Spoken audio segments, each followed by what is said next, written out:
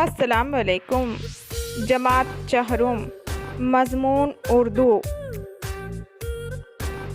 نظم نمبر 1، حمد کی مشق۔ سب سے پہلے دیکھیں گے ہم اس نظم کے الفاظ معنی۔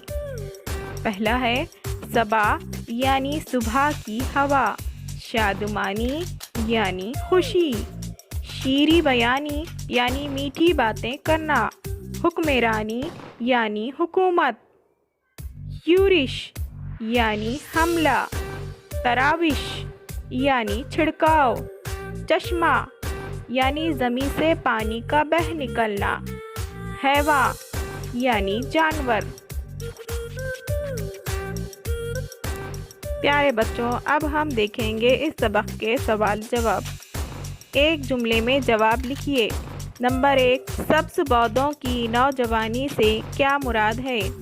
جواب: سبز پودوں کی نوجوانی سے مراد نئے نئے پودوں کا اگنا ہے۔ نمبر 2، سورج کے چہرے پر کس کا صحرا ہے؟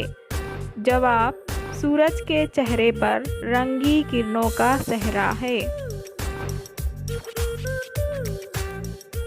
سوال نمبر 3، باغ پر تازگی کی تراوش کون کرتا ہے؟ جواب: باغ پر تازگی کی تراوش بارش کرتا ہے۔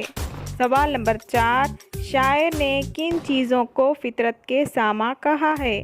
جواب: شاعر نے پھول پودے، چمن، کھیت میدان، جھیل، چشمے، پہاڑ، آگ، مٹی، ہوا، پانی اور حیوان کو فطرت کے سامان کہا ہے۔ سوال نمبر 2، جوڑیاں لگائیے۔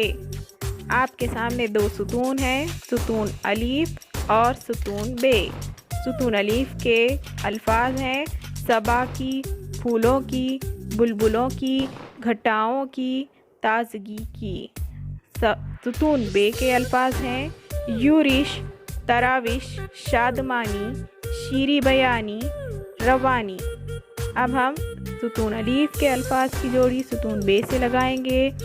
صبا کی جوڑی ہے روانی، پھولوں کی جوڑی لگائیں گے شادمانی سے، بلبلوں کی جوڑی لگائیں گے شیریں بیانی سے، گھٹاؤں کی جوڑی لگائیں گے یورش سے، اور تازگی کی جوڑی لگائیں گے تراوش سے۔